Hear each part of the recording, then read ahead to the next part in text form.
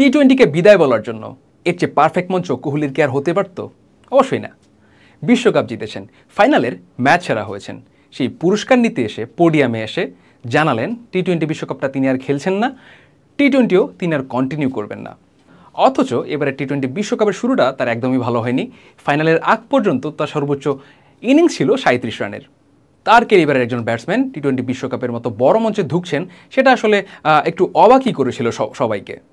আগের ম্যাচগুলোতে আসলে স্ট্রাগল করলেও রান না পেলেও কোহলি নিজের সেরাটা যেন জমিয়ে রেখেছিলেন ফাইনালের জন্য। রোহিত শর্মাও বলছিলেন কোহলির এই অফ ফর্মটা নিয়ে, রান খরাটা নিয়ে, যে কোহলি হয়তো তার সেরাটা ফাইনালে ডেলিভার করবে, এবং ফাইনালি সেটাই হলো। কোহলিও হর্ষা ভোগলের সাথে কনভারসেশনের সময় পোস্ট ম্যাচ প্রেজেন্টেশনে তিনি বলছিলেন এমন কিছুর জন্য তিনি আসলে সৃষ্টিকর্তার কাছে কৃতজ্ঞ, এবং কৃতজ্ঞতায় তিনি মাথা নোয়াতে চেয়েছেন তার শব্দে শব্দে। কোহলি যে বড় মঞ্চের ক্রিকেটার সেটা আরও একবার তিনি প্রমাণ করে গেলেন নিজের শেষ ম্যাচটাতে।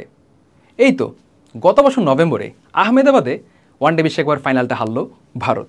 যে বিশ্বকাপে আসলে লাইফের সেরা ফর্মে ছিলেন বিরাট কোহলি, ছিলেন টুর্নামেন্টের লিডিং রান স্কোরার, সচিনের বেশ পুরনো একটা রেকর্ড ভেঙে তিনি টপ রান স্কোরার হয়েছিলেন।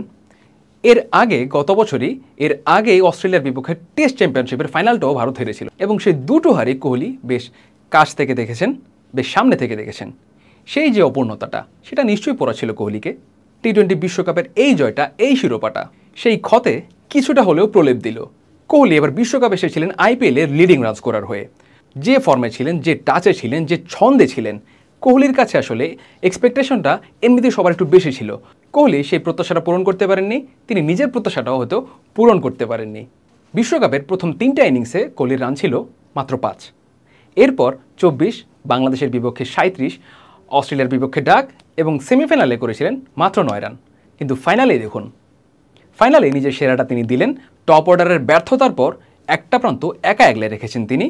পরিস্থিতির বিচারে বেশ খোলসবন্দি একটা ইনিংস খেলেছিলেন, কিন্তু তার কোহলির সেই ইনিংসটাই আসলে ভারতকে ম্যাচে ফিরিয়েছিল, ভারতকে লড়াইতে ফিরিয়েছিল। যদিও 50-র পর তিনি অ্যাক্সিলারেট করতে চেয়েছিলেন, কিন্তু 76 রানে আটকে গিয়েছিলেন কোহলি। তবে কাজের কাজটা তিনি ঠিকই করে দিয়েছেন, এবং বাকি কাজটা করেছেন আর্শদীপ সিং, জসপ্রীত বুমরা এবং হার্দিক পান্ডিয়া মিলে। অর্জনে সমৃদ্ধ একটা টি-20 ক্যারিয়ার রেখে গেলেন বিরাট কোহলি। 48 গড়ে এই ফরম্যাটের আন্তর্জাতিক টি-20তে দ্বিতীয় সর্বোচ্চ রান স্কোরার, দ্বিতীয় সর্বোচ্চ 36টা 50, আছে একটা সেঞ্চুরি। আর টি-20 বিশ্বকাপের কথা বললে কোহলির এমন অনেক ইনিংস আছে যেগুলোকে আসলে কাল্ট ক্লাসিক বলা যায়। এই তো গত বিশ্বকাপের কথাই যদি বলি, 22-এর সেই এমসিজির সেই ম্যাচটা পাকিস্তানের বিপক্ষে 83 রানের অতি মানবীয় একটা ইনিংস, আপনার মনে থাকার কথা। হারিস রুফকে মারা সেই বোলার্স ব্যাক ড্রাইভ, কিংবা এর পরের বলে কবজির মোচরে মারা ফাইন লেগের উপর দিয়ে বিশাল সেই ছক্কাটা। 2016-র কথা আমরা মনে করতে পারি, মোহালিতে অস্ট্রেলিয়াকে একা হাতে একদম ডেমোলিশ করে দিয়েছিলেন। সেই ম্যাচটা ছিল আসলে কেবলই কোহলিময়। 2014 টি-20 বিশ্বকাপের সেমিফাইনাল, মিরপুরের সেই সেমিফাইনালে দক্ষিণ আফ্রিকাকে একা হাতেই কোহলি হারিয়েছিলেন। সেই ইনিংসটা আপনাদের মনে থাকার কথা। আসলে মনে রাখার মতো এমন অনেক ইনিংসই কোহলি উপহার দিয়ে গেছেন তার দীর্ঘ সেই টি-20 ক্যারিয়ারে। 14 বছরের একটা টি-20 যাত্রাতে কোহলির ব্যাট থেকে এমন অনেক ইনিংসই দেখা গেছে, যেগুলো নিয়ে আসলে ঘন্টার পর ঘন্টা আপনি হয়তো বন্ধুদের সাথে, আপনার ক্রিকেট প্রেমীর বন্ধুদের সাথে টেবিল চাপড়ে আড্ডা দিতে পারবেন। বাইলেটারাল সিরিজগুলোতে তো কম যাননি। যে ওয়েস্ট ইন্ডিজের মাটিতে এবার বিশ্বকাপ জিতল ভারত, সেই ওয়েস্ট ইন্ডিজের বিপক্ষেও কোহলির আছে বেশ দারুণ কিছু ইনিংস। 50 বলে 92 নট আউট, কিংবা 29 বলে 70 রানের বিধ্বংসী একটা ইনিংস, যেটাতে আসলে কোহলির স্ট্রাইক রেট ছিল 241। তো এমন অনেক ইনিংসই আছে কোহলির, যেগুলো নিয়ে আসলে ঘন্টার পর ঘন্টা গল্প করতে পারবেন। অনেকদিন মনে রাখার মতো অনেক ইনিংসই আছে। রোহিত শর্মার সাথে কোহলির একটা মনোমালিন্যের খবর মিডিয়াতে বেশ সার্কুলেট করতো, এবং পরবর্তীতে রবি শাস্ত্রীও বলেছেন যে তাদের মধ্যে আসলেই কিছু দ্বন্দ্ব ছিল, কিন্তু টিমের স্বার্থে তারা এক হয়েছেন। রোহিত শর্মাও কোহলির সাথে টি-20 ক্যারিয়ারটা তিনিও ইতি টেনেছেন প্রেস কনফারেন্সে। দুজনের বিদায়ী ম্যাচটাই হয়ে রইল স্মরণীয়।